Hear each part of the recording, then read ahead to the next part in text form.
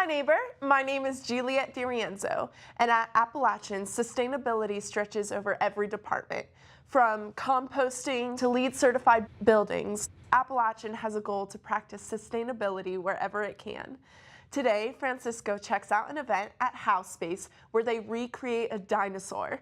I visit a farm that is part of teaching students sustainable farming practices. And finally, I sit down with co-chairs Dr. Jackie Ignatova and Dr. Jessica Martell about the food summit that recently occurred on campus. I hope this episode will help you learn more about our communities and their efforts to make Boone a better and more dynamite place.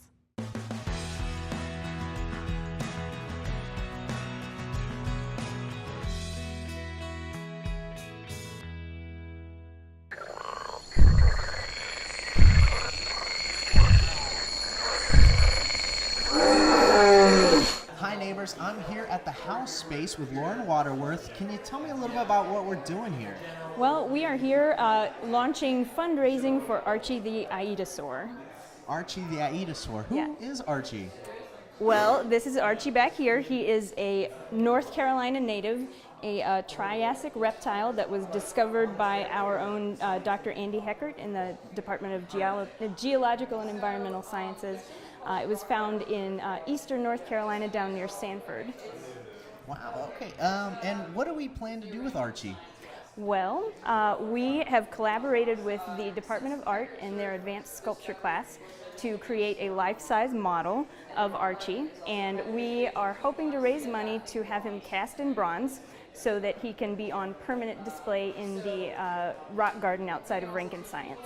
That would be an amazing sight to see. Now, can you tell me a little bit about the sculpture we have here today? Yeah, so this sculpture is made out of plasticine clay and actually has an interior of foam, so he didn't get too heavy.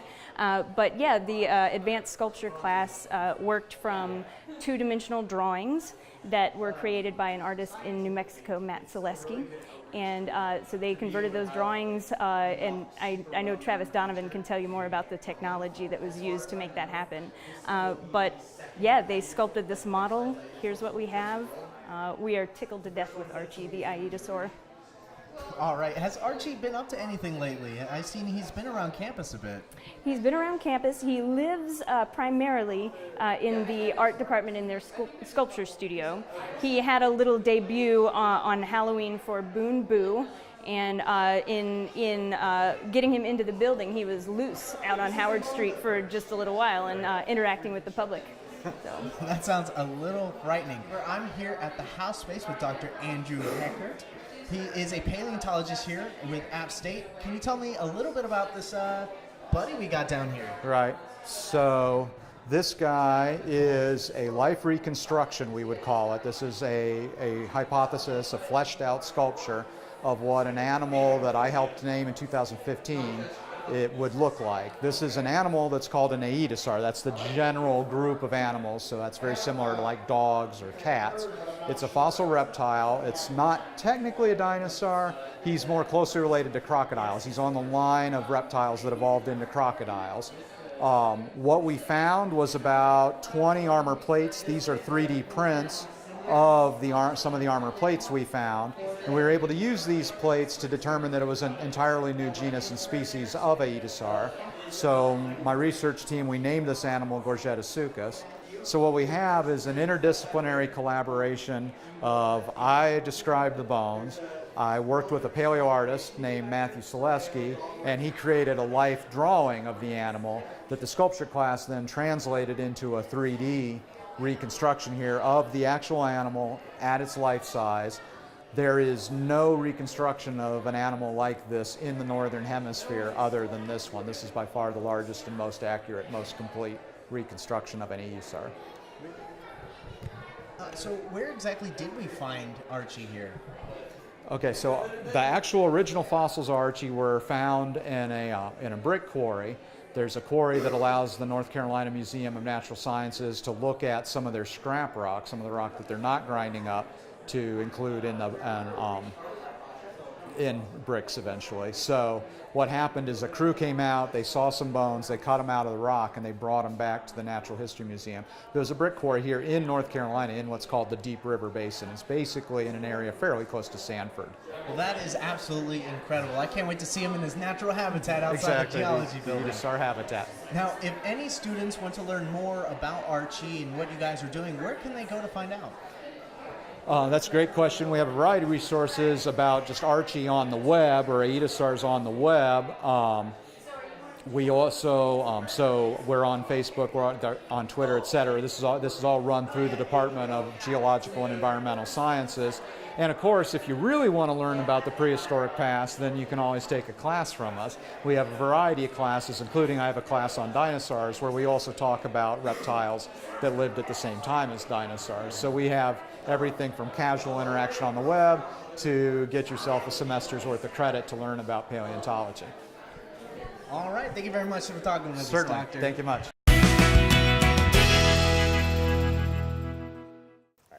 Hi, I'm Juliet, and I'm at the Goodnight Family Sustainable Development Teaching and Research Farm at Appalachian State University.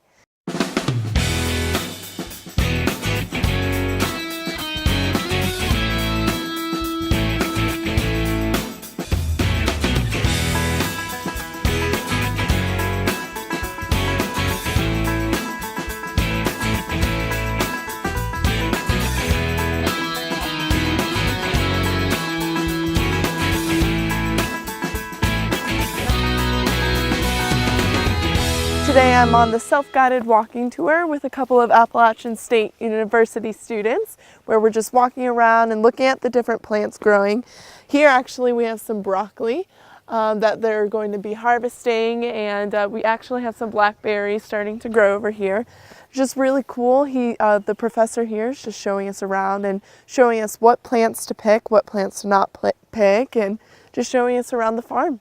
My name's Todd Rudisell. I'm the interim farm manager right now, actually the residential assistant manager. So I look after the property, the crops. So explain to me what's going on here today. These are Appalachian students here? It is, and we have them harvesting for our CSA. And what is the CSA?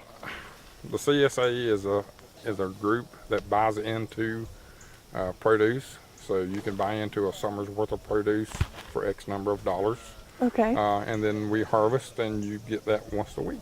You know, you'll get a little bit of everything, whether it be broccoli, onions, cabbage, corn when it comes into play, anything that's been harvested at that time. How do you all deal with donations? Donations, if we've got anything extra, it's going to, we satisfy our customers first through the CSA. Okay. Anything extra that we know that is going to bolt, and which bolt is go to flower or seed. Okay. Anything that's going, not going to last till the next Right. week, we'll go ahead and harvest, and we'll donate. And right now we've got through Blue Ridge Women in Agriculture. Okay, very cool. So what are we surrounded by right now? Right now we're surrounded with 3 rows of broccoli. I can walk, and while scoping out things, I Yeah. reach down and pick off a little head of broccoli. You it just and eat? Go on. Yeah. Can just I eat it? Yeah. I mean, we use no sprays. No herbicides, no pesticides. Delicious. So, Very good. no, we are sustainable, and that's part of Appalachian State's being sustainable, and we are sustainable. So what makes Appalachian State University's farms sustainable? Sustainable? Well, like I said, we're no pesticides, no herbicides. Wow. Stay away from anything chemical-wise. We try to do everything naturally grown, organic, low fossil fuel impact, low carbon, footprint, that nature.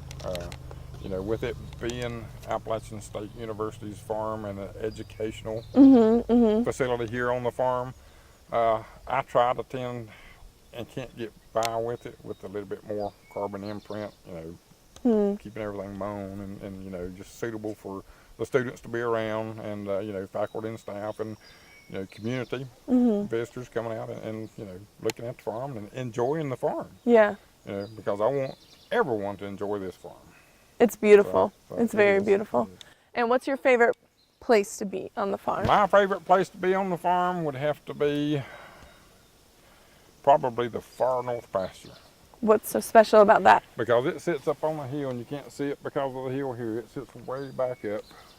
And when you go to the top of it, I mean, you see everything, mountain ranges. Oh, well, Todd, thank you so much for joining me today. You're welcome. On October 28th, Appalachian hosted the High Country Food Summit.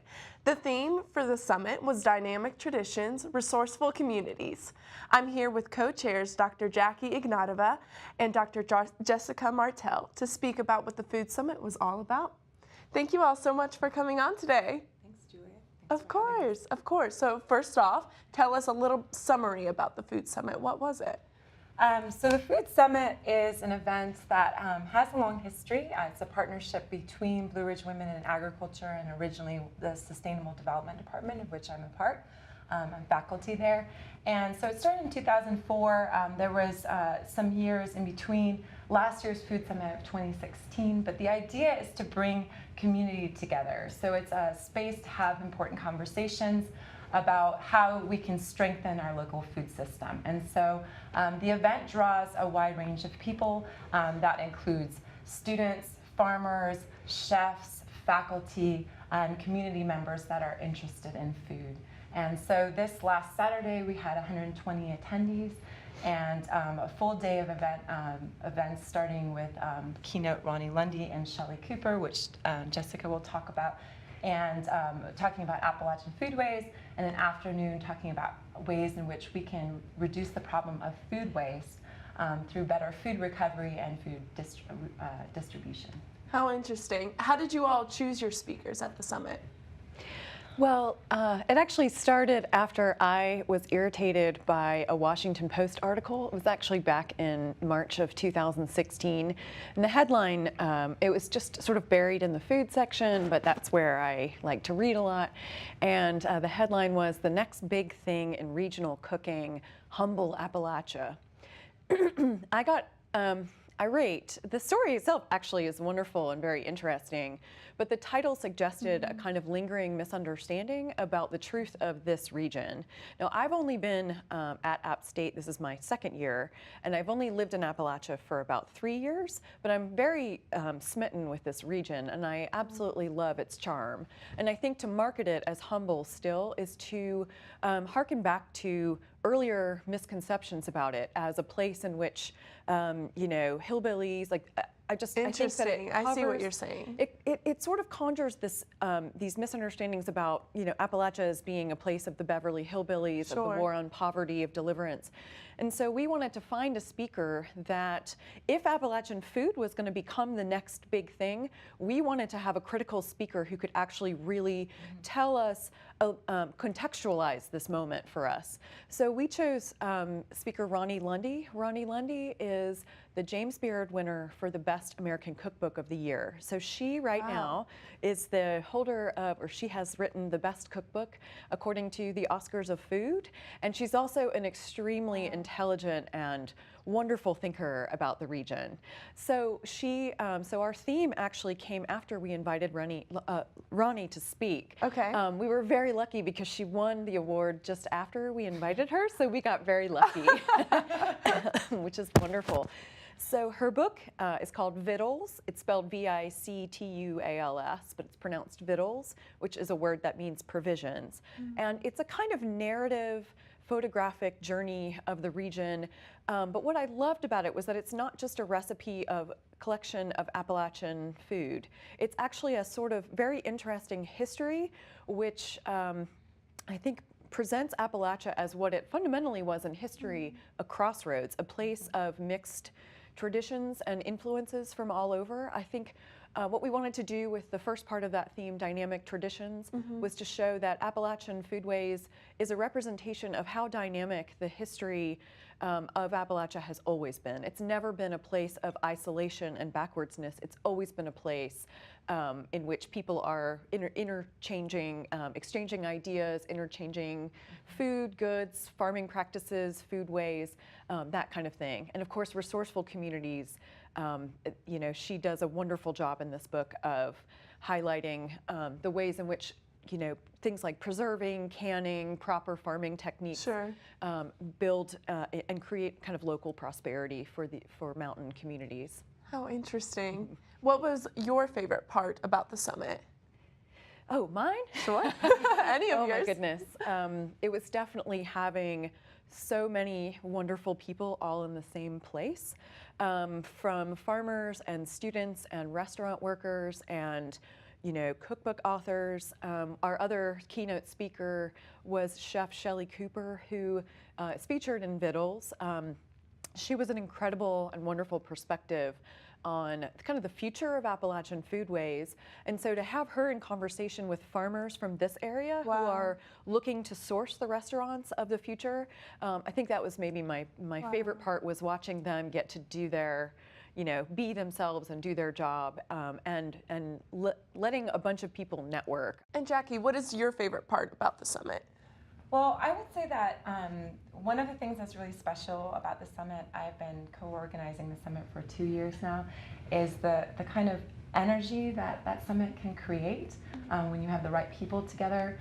Shelley Cooper was noting, and I noted as well, that the audience was really intergenerational. We had people from 18 to 90 in the room, and everyone was so excited about the topics and wanting to learn more. And I noted that many people were saying that they were inspired, and that's exactly what we're hoping to achieve. I also want to note that last year's Food Summit, which was Seeding Community Resilience, we had conversations around agrobiodiversity conservation with keynote Jim Bettido, who's an anthropologist at Western Carolina University and of the Appalachian Institute for Mountain Studies. He talked about seed saving, and we had an afternoon session on food insecurity on campus and within the broader community.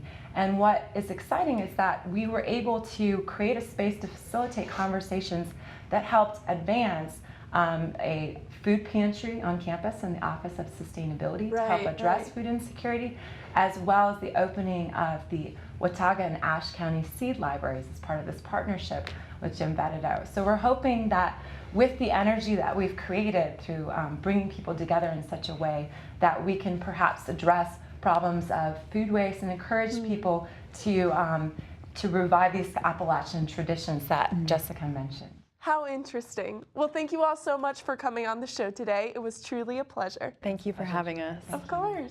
If you want to see the full Food Summit, you can go and check it out on watchattv.com. I hope you had a wonderful time discovering the dinosaur coming to campus, exploring the Goodnight Research Farm, and learning about the Food Summit event. And if you want to see more High Neighbor content and extras, check out our Facebook and YouTube at AppTV. I'm Juliet DiRienzo, and until next time, bye neighbors!